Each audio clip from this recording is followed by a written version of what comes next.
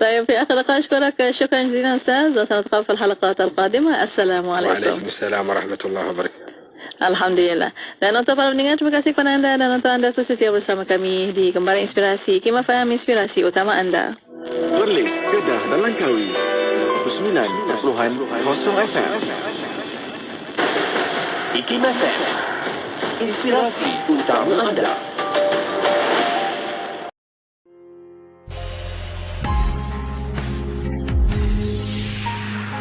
Kita nak makan lapar ni dan jadi salah satunya sifat warak ialah banyak makan. Ini tidak warak, jadi mengurangkan makan banyak. Kita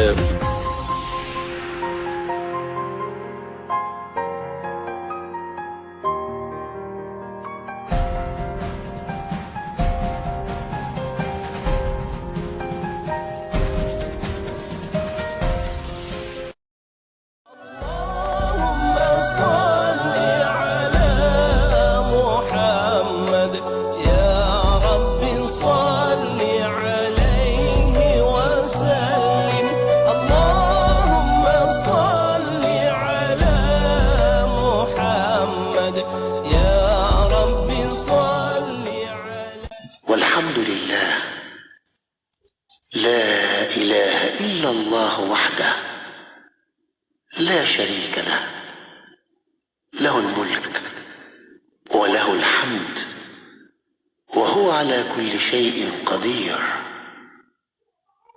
رب أسألك خير ما في هذه الليلة وخير ما بعدها، وأعوذ بك من شر ما في هذه الليلة وشر ما بعدها. رب أعوذ بك من الكسل وسوء الكبر. رب أعوذ بك من عذاب في النار وعذاب في القبر. Kami dan seluruh kerajaan memasuki waktu petang kerana Allah. Segala puji bagi Allah. Tiada sesembahan yang berhak disembah melainkan Allah semata. Tiada sekutu baginya. Semua kerajaan hanya miliknya dan segala pujian hanya untuknya. Dia maha berkuasa atas segala sesuatu. Wahai Tuhanku, aku memohon kebaikan yang ada di hari ini dan setelahnya. Sebaliknya aku memohon perlindungan dari keburukan yang ada di hari ini dan setelahnya. Wahai Tuhanku, aku berlindung kepadamu dari kemalasan dan buruknya umur tua. Wahai Tuhanku, aku berlindung kepadamu dari azab neraka dan azab kubur. Sabda Rasulullah sallallahu alaihi wasallam, Hai Abdullah bin Qais, maukah engkau aku tunjukkan salah satu daripada harta perbendaharaan syurga? Abdullah menjawab, tentu aku mahu ya Rasulullah. Maka sabda Nabi sallallahu alaihi wasallam, ucaplah, la haula wala quwwata illa billah. لا حول ولا قوة إلا بالله. لا حول ولا قوة إلا بالله. لا حول ولا قوة إلا بالله. لا حول ولا قوة إلا بالله. لا حول ولا قوة إلا بالله. لا حول ولا قوة إلا بالله. لا حول ولا قوة إلا بالله. لا حول ولا قوة إلا بالله. لا حول ولا قوة إلا بالله. لا حول ولا قوة إلا بالله.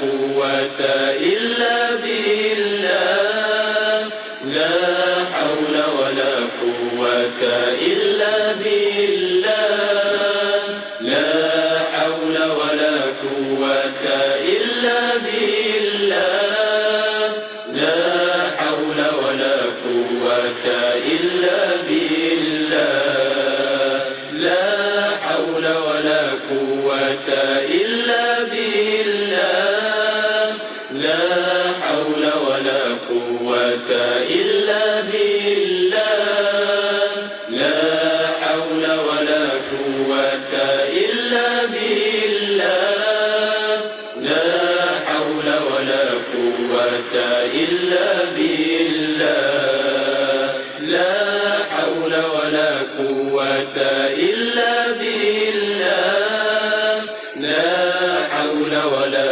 قوة إلا بالله لا حول ولا قوة إلا بالله لا حول ولا قوة إلا بالله. Permohonan adalah dipelawa daripada warga negara Malaysia yang berkelayakan untuk mengisi jawatan pengurus pemasaran dan promosi grade EP41 di Institut Kefahaman Islam Malaysia. Jawatan adalah bertaraf tetap dengan tempoh percubaan 1 sehingga maksimum 3 tahun.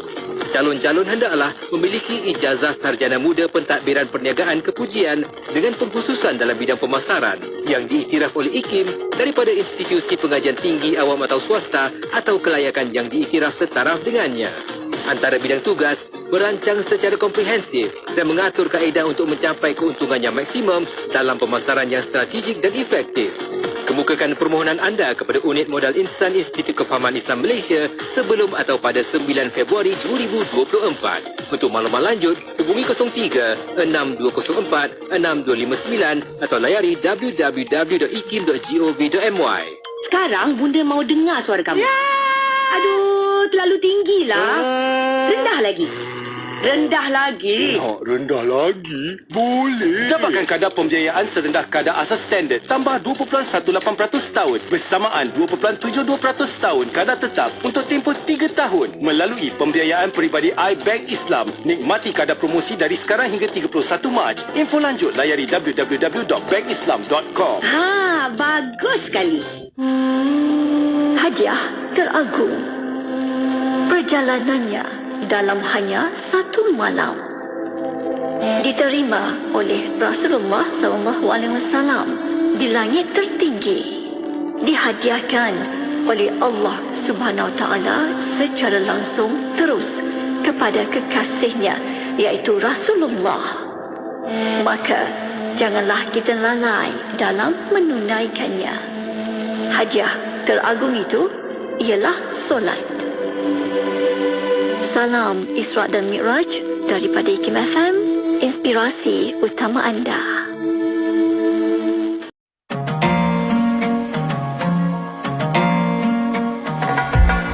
Rasa bagaikan ia yang ku tunggu kan tertumpuk. Kata bagai balada, indah bahasa, izinku bicara. Baik untukmu, buruk buatku. Buruk untukmu, baik buatku. Karena tentu darinya yang ku nanti untuk melengkapkan hidup ini. Karena tentu darinya yang hakiki, secantik susun aturanmu tersembunyi, oh tersembunyi. Oh masa ku di dunia hanya dambaan dan kasihmu, cinta di dalam dada, ku akur pada qada dan qadarnya. baik untukmu, buruk buatku. Buruk untukmu, baik buatku. Karena tentu darinya yang ku nanti, untuk melengkapkan hidup ini. Karena tentu darinya yang hakiki, secantik susun aturanmu.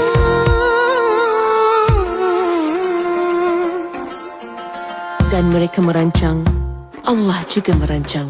Sesungguhnya Allah adalah sebaik-baik perancang.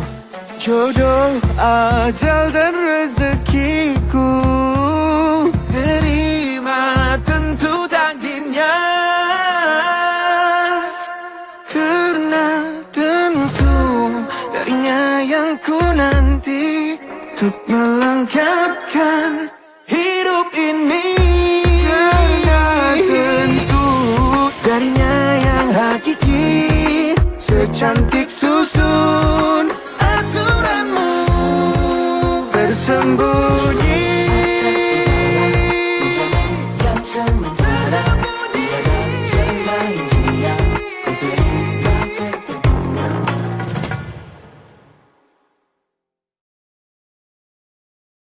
Mengerjakan umrah dan fardu haji, ketancuran pelbagai destinasi, untuk berkhidmat dan efisien yang besar. DH Travel untuk anda. Tabung Haji Travel, inspirasi anda sedunia. Adik minum apa? Tea Life, air bubble tea, produk Malaysia tau. Halal ke dik? Mestilah mak. Kilang bubble tea ni ada kat Selangor tau. Tak perlu risau. Belanjalah mak satu. Boleh. Adik pakai aplikasi Tea Life. Senang tau. Mereka boleh hantar terus ke rumah. Macam mana tu? Senang je. Muat turun aplikasi Tea Life dekat telefon, daftar dan terus boleh pesan. Kalau macam tu, belanjalah mak 10. Mak nak bagi dekat jiran sebelah, jiran depan, jiran belakang. Kota Kinabalu 93.9. Masjid Bandaraya Kota Kinabalu di negeri Sabah dibina atas cetusan idea Allahyarham Tun Datuk Seri Panglima Haji Muhammad Said Keruak yang di-Pertuan Negeri Sabah yang ke-7. Masjid ini siap dibina pada Jun 1961. Dinamakan Masjid Bandaraya Kota Kinabalu adalah kerana kedudukan masjid yang terletak betul-betul di kawasan bandaraya dan merupakan masjid yang terbesar di daerah tersebut. Pada asalnya, tapak masjid adalah kawasan persisiran laut Kampung Likas.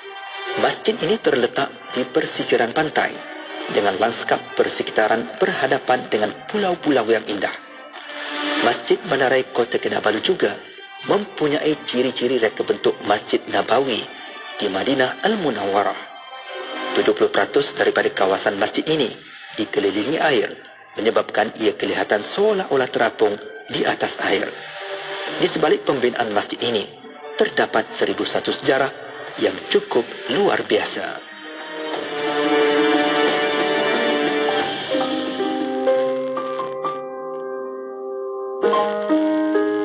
Kita lupa bahawa apabila tiba saat Allah akan menjemput kita kembali bertemu dengannya, Allah panggil kita dengan panggilan yang sangat manja. Allah kata, ya ayyatuhan nafsul mutmainnah, wahai jiwa yang aman tenteram, irji'i ila rabbiki radiyatan mardiyah. Marilah balik, kata Allah. Baliklah kamu bertemu dengannya dalam keadaan engkau reda balik, lagi diredai. Siapa yang reda? Kita balik. Siapa yang meredai kita? Allah yang menanti.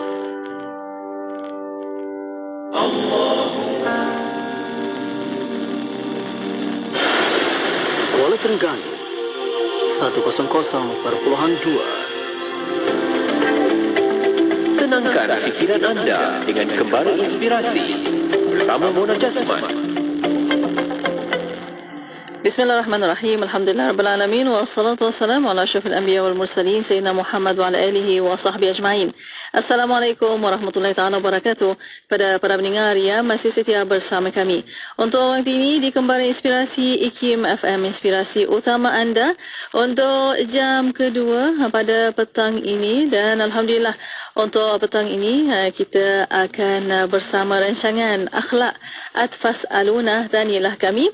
Untuk itu boleh tonton di FB dan YouTube IKIM FM. Untuk soalan pertanyaan boleh hantarkan melalui WhatsApp konti 0112900404 dan juga boleh tinggalkan di FB dan YouTube IKIM Media. Untuk petang ini, alhamdulillah kita akan bersama yang berusaha Dr. Nirus Keman Abdul Samad ada di konti pada petang ini.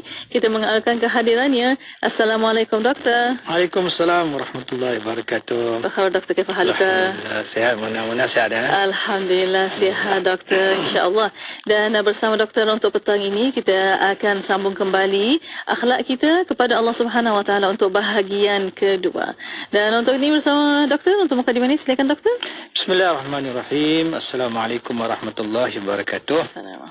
Alhamdulillahirabbil alamin wassalatu wassalamu ala asyrafil anbiya'i wal mursalin wa ala alihi washabihi ajma'in. Alhamdulillah, pertama kita bersyukur kepada Allah Taala dapat kita bersama pada hari ini. Terima kasih kepada penerbit Datin Mona Jasman yang sudi mengendalikan temu bual ini, insya-Allah dalam rancangan Akhlak Atfas Aluna. Dan kita pada bulan ini masuk kepada akhlak terhadap Allah, akhlak terhadap manusia dan akhlak terhadap diri kita sendiri. Kita telah mula sedikit tentang akhlak terhadap Allah SWT, dan saya ambil daripada sebahagiannya ataupun sepenuhnya juga kitab ataupun kutaib lah, yang ringkas, risalah lah, yang disuntik ataupun yang dikarang oleh Habib Umar bin Salim Hafizahullah, yang berjudul Khuluquna, akhlak kita. Cantik, ringkas saja. Kalau kita nak membicarakan tentang sifat-sifat mahmudah, banyak kan, jadi ya kan, sabar jadi banyak. Ini dia ringkaskan, dia ambil kita kata prinsip-prinsip saja, dan daripada prinsip tu kita boleh faham dan boleh kembangkan sendiri. Minggu lepas kita bicarakan tentang yang pertama sekali ialah nuraqib ataupun muraqabah terhadap Allah SWT. Terima kasih kepada beberapa orang pendengar kita yang membuat catatan, nota-nota dan pensarifah kalau tak silap. Masya Allah, terima kasih. Saya lihat juga kat Facebook tu, sekali-sekala sempat. Yang pertamanya ialah kita muraqabah terhadap Allah SWT. Apa yang dimaksudkan muraqabah ialah kita merasakan diri kita ini diperhatikan oleh Allah SWT sentiasa, dalam sedia, dalam kuli, dalam setiap masa, dalam setiap keadaan, dalam setiap ketika, dalam setiap saat. Kita kata pengawasan yang berterusan 24/7. Kalau di premis-premis ada kamera CCTV 24/7. Kamera CCTV surveillance kan. Civilian tu kawasan ni is protected by camera CCTV 24/7. Kita pun dah jaga diri, jaga kita. Ni Allah SWT. Sekarang tak ada kamera, tetapi Allah SWT memerhati kita 24/7. Sebab itulah kalau kita ada perasaan begitu, perasaan diperhatikan Allah sepanjang masa, maka kita akan beringat, kita akan takut, kita akan hati-hati, kita akan waspada. Dan kita tak akan sekali-kali buat benda salah. Allah tengok kita. Kita buat salah ni sebab orang tak nampak. Kenapa orang mencuri? Sebab orang tak tahu. Kalau orang tahu mencuri, dia tak nak mencuri. Kecuali dia nak merompak. Orang merompak, dia merompak terang-terang kan. Tapi kalau orang nak mencuri, orang nak buat benda salah, biasanya orang tak tahu. Kalau orang tahu, dia tak nak buat. Kita lihat ada orang rakam video phone orang ambil duit kan, dan dia buat kuasa tahan kereta dan sebagainya, ambil kan. Kalau dia tahu, dia tak akan ambil kan. Benda tu memalukan dia kena ambil tindakan disiplin dan sebagainya kan. Tapi kita kalau tidak ada video, kita tidak ada CCTV, kita akan leka dan kita akan tidak berhati-hati akan. Sebab tu dikatakan orang mukmin ini, kalau dia sebenar-benarnya mukmin, dia tak perlu kepada polis-polis peraturan untuk menjaga dan mengawasi dia. Cukup dengan Allah, dengan muraqabah dia dengan Allah pun dah cukup dah. Dia nak ambil rasuah, dia tahu Allah melihat. Dia nak buat ni, dia tahu Allah melihat. Maka dia akan tinggalkan benda-benda yang berdosa. Sama ada berdosa kerana Allah SWT dari segi hukum hakamnya, ataupun berdosa dari segi undang-undang negara dia, undang-undang peraturan pun dikira berdosa juga. Benda-benda yang ditetapkan oleh pemerintah pun kita kena taat juga, benda-benda yang tidak menyalahi syariat kita. Itu yang pertama, kita dah bincang pada minggu lepas. Yang keduanya ialah kita kena ikhlas kepada Allah SWT. Ikhlas secara zahir dan secara batin, kita ikhlas dalam ibadah kita. Apa yang kita lakukan, hendaklah kita lakukan dengan dalam keadaan kita ikhlas. Kita dah bagi contoh hari itu bagaimana apakah yang dikatakan ikhlas itu. Seumpama labanan khalisan, seperti mana susu yang suci, bersih, yang putih, yang tidak tercampur. Akhlasa itu bermaksud bersih daripada kekotoran, seperti mana susu yang duduk baina dami wa farsin kan, daripada antara darah dan najis, tetapi dia tetap khalisan sa'iran li syaribin kan. Dia sedap, masih sedap, enak diminum walaupun dia celah-celahnya. Begitulah kehidupan kita. Kita ni macam tu juga dalam kehidupan kita ni. Kita duduk dikelilingi oleh kekotoran, riak-riak, pujian manusia dan sebagainya. Adakah kita boleh ikhlaskan dalam kehidupan kita? Kita boleh jadi macam susu, orang kata, yang tetap pure. Boleh ke tak? Ada pun orang kata macam ikan di laut. Ikan di laut, walaupun dia masin keliling dia masih tawar. Masin pun tak akan dekat dia. Tak akan masuk dalam ikan. Kita nak goreng ikan, kita kena bubur garam lagi.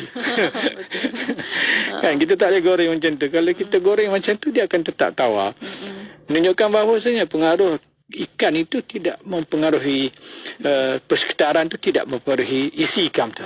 Macam juga susu dia duduk di antara celah darah dan celah najis kambing ke lembu ke haiwan ternakan, tetapi still dia masih lagi pure. Milk pure and sweet and very tasty to drink, sangat sedap untuk dinikmati. Jadi begitulah juga dengan ikhlas. Ikhlas juga begitu maksud dia. Jangan ada jangan ada percampuran dengan selain daripada Allah SWT. Niat kita hendaklah ikhlas pure kepada Allah SWT. Dalam istilah dia kata al-ikhlas huwa anna yaqsuda bil fi'li taqarrub ila Allah azza wa jalla wa imtisal amri. Maknanya ikhlas itu ialah kita bermaksud untuk mentaqarrubkan diri kita kepada Allah SWT dan mematuhi segala perintah dia. Kita nak mendekatkan diri kita dengan Allah SWT. Itu aja. Tak ada niat-niat lain, tidak ada tujuan-tujuan lain melainkan untuk taqarrub ila Allah. Yang ketiga ialah mengambil ataupun mengamalkan wirid yaumiyan. Seharian kita ada wirid-wirid zikir-zikir yang kita kena buat. Salah satunya istighfar. Dalam hadis Nabi sendiri, Nabi sebut Nabi istighfar 70 kali ataupun 100 kali sehari. Ada dua riwayat. Kita boleh nak ambil mana-mana. Tapi sepatutnya kita sebaiknya bukan sekadar 70-100, kita lagi banyak lagi lah. Sebab kita lagi banyak dosa kan. Nabi tak ada dosa, maksum. Yang ketiga ialah kita hendaklah banyakkan membaca Al-Quran, tadabbur Al-Quran. Bukan baca saja, baca dan hayati Al-Quran. Baca, setengah ulama mengatakan satu hifz, satu hifz ataupun satu ain dalam buku Quran, setengah ditulis sebagai ain, dan setengah ditulis sebagai hifz. Jadi kita berhenti kat situlah. Kalau boleh kita buat sekurang-kurangnya kalau mampu. Kalau tak mampu pun bacalah setakat yang mampu. Ni nak masuk Ramadan ini, bolehlah buka balik Quran tu yang dah berabuk tu. Setahun sekali buka Quran. Yang seterusnya, yang keempat saya kira, ialah kita hendaklah ala huduri qulubina fi salah. Hendaklah kita menghadirkan hati kita dalam sembahyang. Maksudnya kita hendaklah khusyuk dalam sembahyang, hadir hati dalam sembahyang. Sebab apa? Sebab hati kita terikat, ataupun pahala yang Allah berikan kepada kita terikat sejauh mana hati kita dalam sembahyang, sejauh mana khusyuk kita dalam sembahyang. Satu orang yang sembahyang dia daripada awal takbiratul ihram sampailah salam, tidak ada langsung hati dia, mungkin secara zahirnya sembahyang itu sah, sebab rukun-rukun sah sembahyang diikut, tetapi dari segi pahalanya dia tidak ada apa-apa pahala. Sebab itu hadis Nabi menyebut ada orang dapat pahala puasa dia, pahala sembahyang dia 1/10, 2/10 dan sebagainya. Ada hadis yang begitu kurang maknanya. Tergantung kepada akal dia ataupun hati dia, sejauh mana hati dia hadir dalam sembahyang. Yang seterusnya, wala nusalli illa jamaah. Dan seterusnya ialah tidaklah dia sembahyang melainkan dalam keadaan dia berjemaah. Ini khusus bagi lelaki, kecuali dia dalam keadaan uzur, dalam keadaan tidak mampu, ada kesukaran, ada masyaqqah dan sebagainya. Juga bolehlah kalau dia tidak boleh hadir. InsyaAllah mungkin kita berhenti rehat dulu dan kita sambung insyaAllah. Ya, insyaAllah. Alhamdulillah. Terima kasih Doktor atas pencerahan. Dan untuk waktu ini kita akan berehat seketika. Kita akan kembali selepas ini. Untuk bersama para pendengar, boleh hantarkan soalan anda melalui WhatsApp konti 0112900404 dan juga boleh tinggalkan di FB dan YouTube IKIM untuk petang ini. Terus setia bersama kami. Kita akan kembali selepas ini. Ikuti kami di Facebook IKIM FM.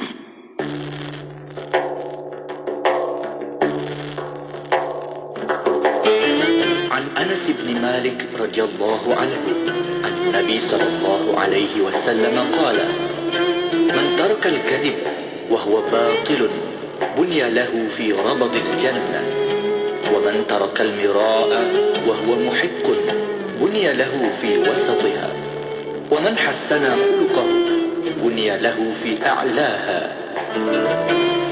Daripada Anas bin Malik radhiyallahu anhu, Nabi SAW bersabda, sesiapa yang meninggalkan penipuan yang merupakan suatu kebatilan, nescaya dibinakan istana untuknya di persekitaran syurga. Sesiapa yang meninggalkan perbalahan sedangkan ia berada di pihak yang benar, nescaya dibinakan untuknya di pertengahan syurga. Sesiapa yang mengelokkan akhlaknya, dibinakan untuknya di tempat tertinggi di dalam syurga. Riwayat At-Tirmizi.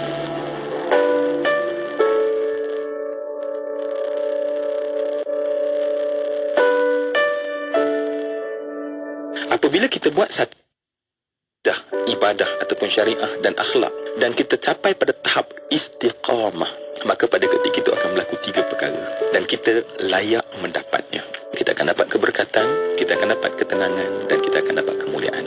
Satu amal itu sifatnya adalah berkat. Bila kita buat, kita akan dapat keberkatan. Contoh mudah saja, sebab berkat ni simpelnya adalah sesuatu yang berkembang. Kebaikan Tuhan yang sifatnya berkembang. Simpel je, kita senyum pada seseorang. Bila kita senyum, orang sayang kita. Kebaikannya dah mula berkembang. Maknanya orang makin melakukan ibadah, akidah atau akhlaknya yang betul, maka pada ketika itu dia akan mencapai ketenangan dan mendapat kemuliaan.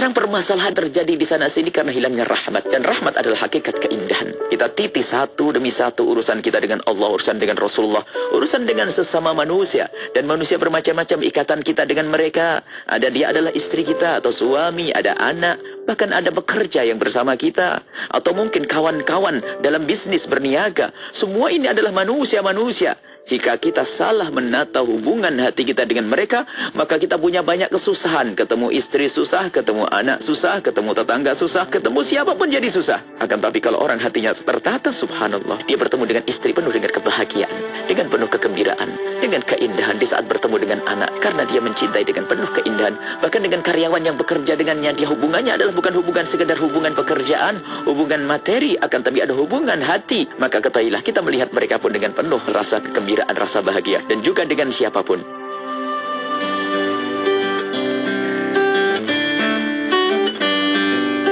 Sekarang lihat hati. Memang betul sesuatu itu dinilai dengan kesucian hati. Tapi hati tak dapat dilihat. Yang terlihat adalah perilaku. Jadi, sucikan hati, indahkan pribadi. Daripada kami, Nausihat.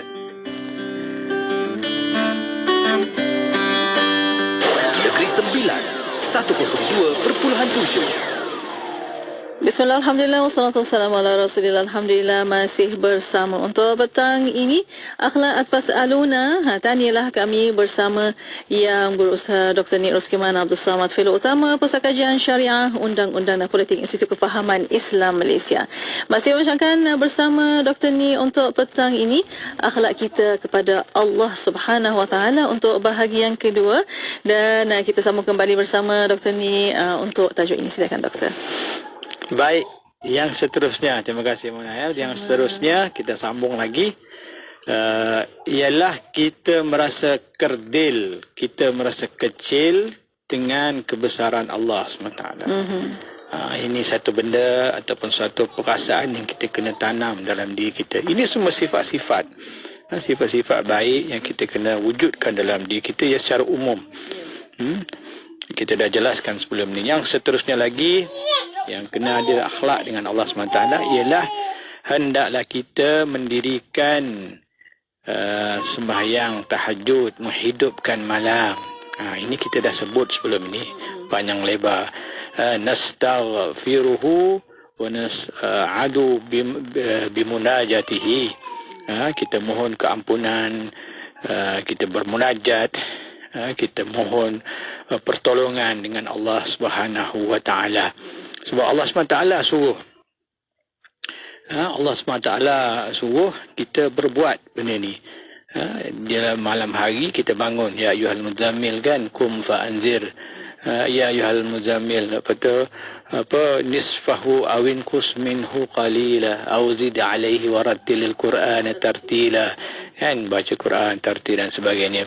Ini yang dalam surah lain pula Allah SWT sebut wabil asharhum yastaghfirun. Pada waktu sahur dia banyak beristighfar kepada Allah SWT.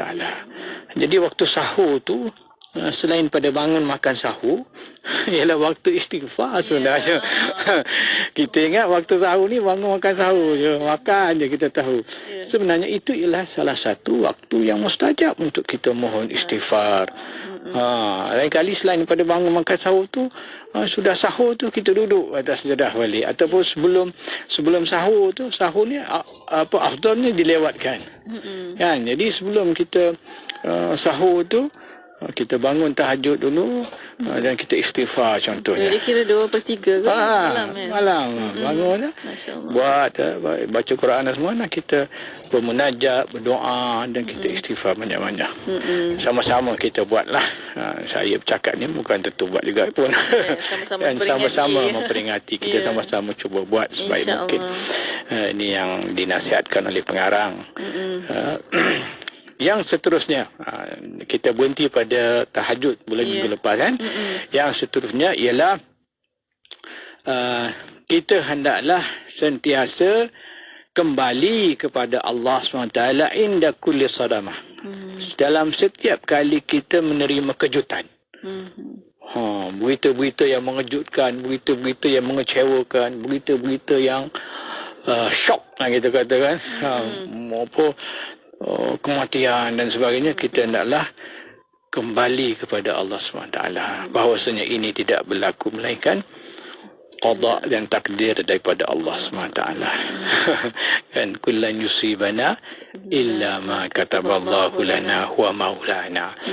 Tidak ada yang menimpa kamu melainkan apa yang telah dituliskan oleh Allah SWT terhadap kamu. Dan dialah sebaik-baik penolong bagi kamu. Jadi apa yang berlaku kepada kita, kita tanamkan ini adalah takdir Allah SWT. Sebab itu orang mukmin ini, dia punya kebergantungan dia kepada Allah SWT luar biasa. Kita tengok pada saudara kita di Gaza. Saya tengok, Masya Allah. Dan kita tengok orang bukan Islam, berapa ramai yang masuk Islam disebabkan keimanan dia orang. Keimanan orang Gaza, Masya Allah, saudara kita Palestin. Sebab itu Allah pilih mereka untuk diuji. Sebab mereka membuktikan kekuatan keimanan yang tinggi, yang luar biasa, yang tidak ada dimiliki oleh umat Islam di tempat lain. Kan, mati anak, mati isteri, boleh tersenyum, boleh lagi, boleh bersyukur, Alhamdulillah. Orang bukan Islam tengok video dia orang macam mana, ya Allah, macam ni boleh ingat Tuhan lagi, boleh semayang lagi atas runtuhan batu-batu, boleh baca Quran lagi dalam kemah-kemah yang air berlopak-lopak, semua baca Quran, buat majlis hafal Quran budak-budak. Masya Allah, luar biasa. Keimanan mereka bukan agama yang sifat dia kosmetik, yang sekadar budaya, tidak. Tetapi yang dalam, yang terbit daripada dalam hati mereka, yang keyakinan yang teguh terhadap Allah SWT. Ini yang kita kena tanam dalam diri kita. Yang ni yang kita kadang susah nak capai benda ni. Melainkan kita sentiasa mujahadah diri kita untuk kita sampai kepada tahap ini. Yang seterusnya ialah bertawakal kepada Allah SWT fi jami'il umur, dalam setiap keadaan, dalam setiap urusan. Kita bertawakal wahdah pada Allah saja. Apa yang kita lakukan, kita bertawakal kepada Allah SWT saja. Kita boleh minta pertolongan manusia, boleh cari minta orang ada kabel besar, orang ada kabel kecil. Macam kabel, macam-macam kabel sekarang ni ada kan. Kabel tu kabel orang politik, kabel orang mana-mana kabel yang ada, boleh gunalah kalau kita nak guna kabel pun. Tapi akhir sekali ialah kembali kepada Allah Ta'ala. Kalau Allah Ta'ala tak reda, Allah Ta'ala tak mahu bagi, Allah kata bala berkumpul sekalian manusia di atas muka bumi ini untuk mendatangkan mudarat kepadamu, dia tidak akan datang mudarat melainkan Allah hendak. Dan sekiranya berkumpul sekalian manusia untuk memberi kebaikan kepadamu, dia tidak akan dapat memberikan kebaikan melainkan Allah yang kehendaki. Jadi akhir sekali usaha ikhtiar kita itu tertakluk kepada qada dan qadar Allah Ta'ala. Jadi akhirnya kita usaha, tetapi kita tidak boleh lepas daripada tawakal kepada Allah. Mohon Allah beri kepada kita yang terbaik. Yang seterusnya ialah hendaklah kita memperbanyakkan zikir dan syukur kepada Allah SWT. Zikir dan syukur. Kita dah sebut tadi wirid-wirid yang kena baca, sebahagiannya istighfar 100 kali, selawat 100 kali, contohnya la ilaha illallah 100 kali. Kalau lepas mayang tu rajin baca subhanallah, macam kita duk buat alhamdulillah, Allahu akbar 33 dan sebagainya. Apa-apa zikir-zikir yang warid ataupun yang dianjurkan oleh ulama juga boleh kita amalkan. Dan kita memperbanyakkan syukur. Alhamdulillah, bersyukur kepada Allah, bersyukur kepada manusia. Manusia pun kita kena syukur. Man la yashkurun nas la yashkurullah. Orang yang tidak berterima kasih kepada manusia, tidak berterima kasih kepada Allah SWT, tidak bersyukur kepada Allah SWT. Ada orang dia tak nak terima kasih kepada manusia. Dia kata ni Allah SWT bagi. Betul lah. Memanglah akhirnya Allah SWT yang bagi, tetapi manusia juga adalah utusan Allah yang Allah jadikan sebagai asbab pertolongan Allah datang kepada kita dan sebagainya. Kita kena bersyukur dan terima kasih juga kepada manusia. Dan yang seterusnya ialah memperbanyakkan rendah diri ataupun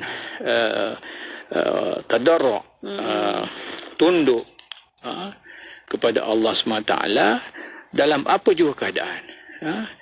Fi kulli surur, fi darra, fi sarra'i wad darra. Awi bermakna fi kulli surur wasyiddah. Kan? Jadi maknanya fi sarra'i wad darra bermakna fi kulli surur wasyiddah. Maknanya dalam semua keadaan, suka duka, dalam suka duka, dalam sedih, dalam gembira, kita hendaklah sentiasa memperbanyakkan merendah diri, memperbanyakkan kembali kepada Allah, memperbanyakkan bersyukur kepada Allah, apa juga keadaan. Ini yang dikatakan didikan hati ini mana senang, bukan senang. Ini semua bicara ini ialah bicara mendidik akhlak zahir, akhlak batin. Kan cakap boleh, tapi bila kita ditimpa, bagaimana keadaan kita pada ketika itu. Itu yang penting. Yang seterusnya ialah mengagungkan syair, mengagungkan syiar Allah SWT dan juga kemuliaan Allah SWT. Kita agungkan apa-apa yang kita boleh agung. Kita agungkan wala ta'khuzuna fihi lawmata la'im, dan kita tidak peduli kepada celaan-celaan manusia, orang yang mengata-ngata kepada kita ni, kita biarkan. Jangan kita ambil kisah, ambil pot orang kata kan. Apa yang orang nak kata, katalah. Silakan. Ya, silakan kan. Yang penting kita buat, kita amalkan apa yang Allah suruh. Orang kata apa, katalah. InsyaAllah mungkin lepas ni kita sama ada satu lagi last, insyaAllah. InsyaAllah, Alhamdulillah. Terima kasih doktor. Dan untuk waktu ini kita akan berehat sekali lagi. Kita akan kembali selepas ini. Untuk bersama para pendengar, boleh hantarkan soalan anda melalui WhatsApp konti 0112900404 dan juga boleh tinggalkan di FB dan YouTube IKIM FM. Untuk waktu ini berehat sekali lagi, kembali selepas ini. Terus setia bersama kami di Kembara Inspirasi IKIM FM, inspirasi utama anda. Johor Bahru 106.2 FM. Ahli-ahli hadis sepakat mengatakan bahawa hadis tersebut adalah hadis yang daif sekalipun diriwayatkan melalui jalan yang banyak. Jadi hadis ini menjelaskan wajib mencintai Nabi. Dan kedua, hadis ini juga menegaskan bahawa wajib mencintai Nabi itu melebihi orang lain. Sesungguhnya mereka yang suka dengarkan hadis Nabi SAW, maka Allah akan mengurniakan cahaya di wajahnya di dunia dan di akhirat. Ikuti rancangan Mutiara Hadis setiap Jumaat pada pukul 3.10 petang bersama Ustaz Taurik Jafri Muhammad Akbar.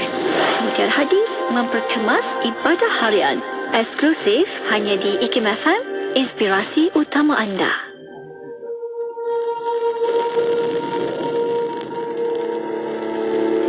Maafkan kami, Palestin, ketika darahmu dipaksa mengalir di bumi sendiri dan kering di sejat mentari. Tulangmu bersepai di bedil serakah Zionis.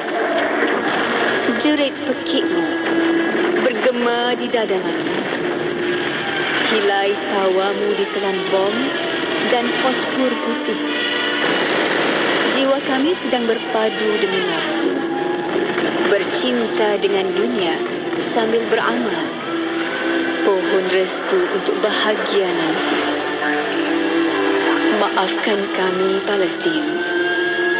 Andai pecah peti suaramu memanggil nama Tuhan, putus salur darahmu berkorban demi Tuhan. Kami juga sedang berperang dengan nafsu yang lebih besar dari jihadmu, Palestin. Maafkan kami, Palestin. Perang kita berbeza medan. Kami sibuk berasak di sini. Dikau digasak sana sini. Bila hanya doa mampu dihantar pengganti kami, senjata terkuat kita, hantarkan kembali doa buat kita berjaya bersama-sama. Maaf dari Palestin. Maaf dari Palestin, Zaki Johari.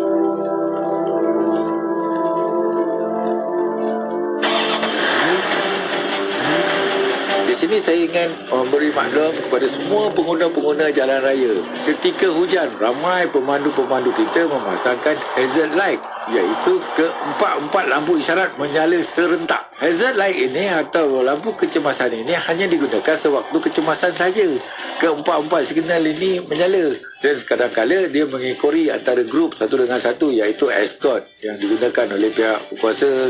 Dan kita tak perlu guna kalau kita memandu. Kalau kita menyalakan lampu hazard light adalah untuk kecemasan waktu kita berhenti di bahu jalan. Bukan sepanjang jalan pasang hazard untuk memaklum orang hari hujan. Tak perlu. Jadi hazard ni bukan digunakan sepanjang masa. Jadilah pemandu bijak, kocek selamat, jiwa selamat, harta selamat.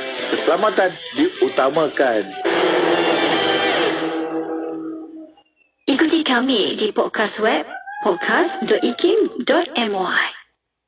Kembali Inspirasi IKIM FM, inspirasi utama anda. Alhamdulillah masih bersama untuk petang ini Akhlaq Atfas Aluna dan Nielah kami. Dan masih bersama yang berusaha Dr. Nir Usman Abdul Samad, Fellow Utama Pusat Kajian Syariah Undang-Undang dan Politik Institut Kefahaman Islam Malaysia.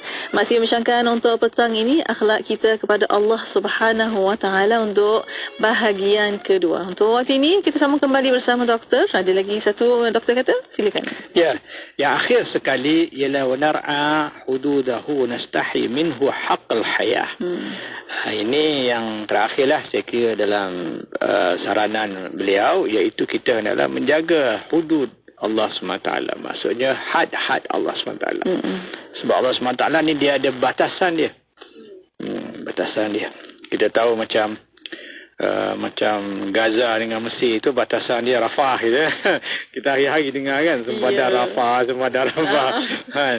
So sekarang Allah SWT pun dia ada batasan dia. Batasan dia kita kena jaga. Allah SWT pun dia ada batasan dia. Batasan dia ialah haram, antara haram dengan halal. Itu batasan dia. Antara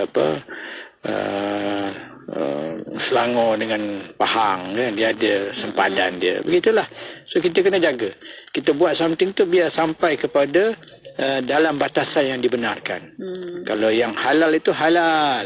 Kalau kita dah pergi sampai masuk ke haram, maka kita berhenti. Sebelum masuk ke haram kita berhenti. Yang ni kita dah buat okey dah. Okey kita tiba-tiba nak masuk haram. Dah tak boleh. Stop. So ini kita kena berhenti. Yang keduanya ialah kita hendaklah malu wa nastahi minhu haqqal hayah. Malu kepada Allah SWT. Bayangkan kita kena malu dengan Allah SWT ini, malu macam mana? Maka dijelaskan di sini salah satunya ialah malu dalam erti kata kita hendaklah sentiasa mengingati tentang kematian. Memperbanyakkan ingat tentang mati, malu dengan Allah Ta'ala, dan meninggalkan tarkuzinatul hayatid dunia, meninggalkan perhiasan-perhiasan dunia yang boleh melalaikan kita. Benda-benda dunia yang boleh melalaikan kita ni kita ditinggal.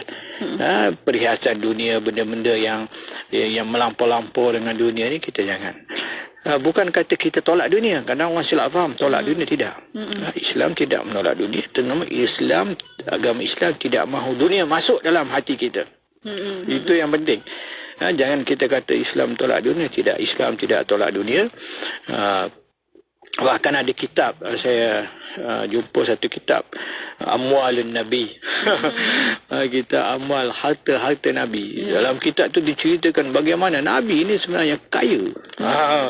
Dan harta Nabi ini banyak. Tetapi dunia tidak masuk dalam hati Nabi. Dunia tidak masuk dalam hati Nabi, dan Nabi hidup dalam keadaan yang sederhana, yang beliau suka infak. Harta-harta yang dimiliki beliau akan infak. Kalau Nabi tidak menginfakkan harta dia, nescaya harta dia berlonggok-longgok tu dia bilianer mungkin. Tetapi disebabkan dia sifat dia yang pemurah, nak bulan puasa lagi dia pemurah, maka dia hidup dalam keadaan yang biasa. Jadi begitu juga dengan kita. Kita juga sepatutnya mengamalkan sikap malu dengan Allah SWT dalam erti kata malu yang zahir dan malu yang batin. Malu yang zahir ini meninggalkan maksiat zahir. Maksiat zahir kita tinggalkan. Benda-benda yang zahir maksiat itu tinggal. Maksiat batin pun kita tinggal. Kita malu dengan Allah Ta'ala. Maksiat batin macam contoh itulah riya, itu maksiat batin. Takabur, ujub, bangga diri, semua tu sum'ah, inginkan pujian manusia. Jadi semua itu kita tinggalkan kerana kita malu dengan Allah SWT. Jadi saya kira itu saja. Dalam 12-13 saya kira mungkin terpulanglah bagaimana nak dipecahkan nasihat beliau ini. Kadang-kadang satu nasihat tu, satu poin tu boleh dijadikan dua nasihat, dua itu akhlak. Tapi secara ringkasnya itulah apa yang disebutkan oleh Habib Umar dalam kitab beliau Khuluquna. InsyaAllah minggu depan kesempatan kita masuk khuluquna ma'ibadihi, akhlak terhadap hamba-hamba Allah SWT. Kalau ada soalan kita boleh raikan satu dua insyaAllah. InsyaAllah setakat ni tak ada soalan yang dapat untuk petang ini. Cuma ada komen-komen yang bagus di FB untuk petang ini, dan ada yang tuliskan juga learning point dan sebagainya.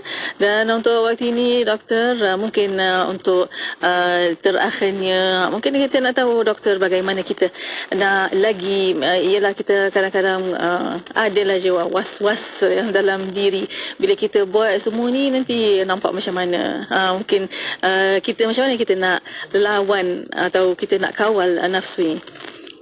Bismillahirrahmanirrahim. Pertama sekali apa yang dibicarakan ini ialah suatu perkara, suatu sifat yang bukan senang nak buat yang mana suatu perkara ataupun satu sifat akhlak yang perlu dibuat secara latihan rutin. Dan sudah pasti benda-benda yang kita katakan ini diperlukan mujahadah. Islam ini ialah agama mujahadah. Islam ini agama mujahadah. Yang mula-mula sekali kita kena bagi kefahaman dulu. Kita kena suntik kefahaman, kesedaran, motivasi. Itu kena ada dulu. Ini yang kita buat ini. Kita bagikan pendedahan, kita bagikan perkara benda yang kena buat, kita bagikan suntikan orang yang beramal, Allah beri ganjaran, Allah sayang, Allah bagikan syurga, Allah bagikan itu ini semua sekali. Itu suntikan motivasi, kefahaman, ilmu yang kita masukkan. Selebihnya kembali kepada kita yang mendengar, saya yang bercakap. Adakah benda ini kita nak amal ataupun tidak? Sekadar tahu saja, kalau tak amal dia tak guna. Sekadar tahu saja, tak amal tak guna. Sebab itulah sentiasa para masyayikh, guru-guru sentiasa beri misalan kehidupan seharian kita.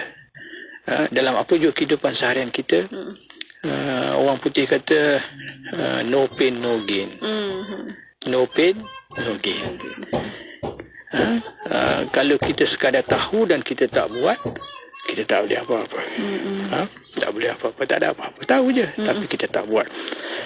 Kita lihat dalam apa juga kehidupan dunia ni, kita boleh lihat bidang apa, semuanya orang bersusah payah, bersungguh-sungguh buat. Kan yang terbaru kita tengok Hero Aming. Kan ni kecoh kan. Kita ambil motivasi.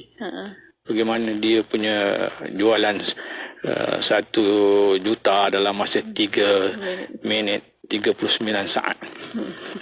Terpantas. Kan. Ingat dia buat tu begitu saja. Tidak. Berapa tahun dia cakap dia punya usaha R&D dia, gaji dia, buat macam tu, buat macam ni, ikhtiar dia, usaha dia. Itu untuk berjaya dalam perniagaan dia. Sama juga benda lain. Kita lihat pemain-pemain badminton contoh. Nak jadi pemain berjaya, Misbah Siddiq contohnya. Saya masa saya muda dulu selalu ikut dia. Macam mana dia nak bina stamina? Jogging tengah hari. Contoh, saya pernah tengok jogging tengah hari. Kan? Panas jogging. Nak bina kekuatan. Nak berjaya. Tengok yang lain. Pemain bola sepak Orang yang kaki bola tengok macam mana Ronaldo tengok diet dia macam mana. Kan anak saya selalu bercerita tentang makanan dia tak makan tu, tak makan. Kan pemain-pemain bola jaga betul. Makanan mesti healthy food. Nak suruh fit badan. Kan tengok yang main golf, tengok Tiger Woods macam mana disiplin dia, macam mana latihan dia. Itu semua ialah untuk berjaya dunia. Orang nak berjaya SPM pun sama. Kena bangun malam, kan, baca buku, tak tidur, kurangkan tidur. Itu dunia mana? Kita nak syurga Allah Ta'ala mudah ke? Adakah memadai sekadar begitu-begitu saja, dengar Radio Ikin saja? Tak. Dengar sebagai pencetus boleh, sebagai motivasi boleh, sebagai ilmu boleh. Yang selebihnya terpulang pada kita. Nak amalkan tidak? Dan untuk kita buat tu mana? Kita jangan jadi orang yang ekstrim. Kita tak pernah pergi masjid. Contohnya, tiba-tiba kita nak jadi orang masjid 5 waktu nak pergi. Kan dia boleh bertahan 2-3 hari, lepas tu tak larat. Bagus juga. Bagus.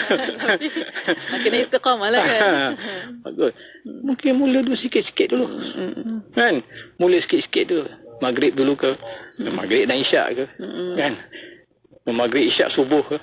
Tambah sikit. Biar diri kita tu. Sebab kita ni orang yang tak biasa. So apa saja benda ni, diri kita ni mana, kita kena biasakan dia dulu. Biasakan.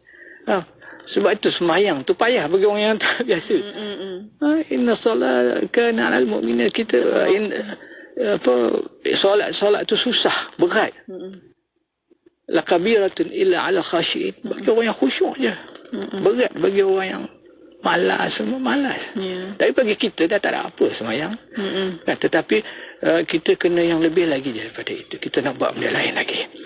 Kita nak yang disebut kat sini zikir, kan? Tak boleh banyak, zikir sikit dulu. Kan? Kita istighfar dulu 1 kali. Yang asas, cuba buat yang tu dulu. Satu kali satu asas. Kita rajin lagi, buat lebih lagi. Rajin, buat lagi. Jadi, itu yang saya rasa kalau mau nak tanyakan saya tadi, bagaimana untuk kita membuat benda-benda ini untuk lawan nafsu. Pertama, tak dapat tidak, kita kena mujahadah. Dan mujahadah ini juga hendaklah kita pandai supaya kita tidak jemu. Salah satu cara mujahadah ialah kita buat secara berperingkat. Sikit-sikit supaya kita jadi istiqamah. InsyaAllah. Jadi saya kira itu sajalah. Alhamdulillah. Saya nasihat diri saya juga yang terutamanya, insyaAllah. InsyaAllah. Alhamdulillah. Terima kasih Dr. Nik. Dan untuk waktu ini tinggal sedikit masa lagi untuk kesimpulan dan kata-kata. Silakan Doktor. Baik, insyaAllah sebagai kata-kata akhir pada sesi hari ini, kita telah membincangkan tentang kitab Khuluquna oleh Habib Umar bin Hafiz bin Salim hafizahullah, berhubung dengan akhlak terhadap Allah, akhlak terhadap manusia dan akhlak terhadap diri sendiri. Dan kita telah habis hari ini tentang akhlak terhadap Allah. InsyaAllah pada minggu depan kita sambung tentang akhlak terhadap hamba-hamba Allah, insyaAllah. Wallahualam. Alhamdulillah. Dan akhirnya terima kasih banyak-banyak Dr. Nik Rusliman Abdul Samad atas pertemuan untuk petang ini. InsyaAllah di kesempatan kita jumpa lagi. Assalamualaikum. Waalaikumsalam warahmatullahi wabarakatuh. Alhamdulillah. Dan untuk para pendengar, terima kasih kepada anda, dan untuk anda terus setia bersama kami di Kembali Inspirasi Kim FM, inspirasi utama anda. Negeri Sembilan 102.7. Subhanallah walhamdulillah wa la ilaha illallah wallahu akbar wa la hawla wa la quwwata illa billah.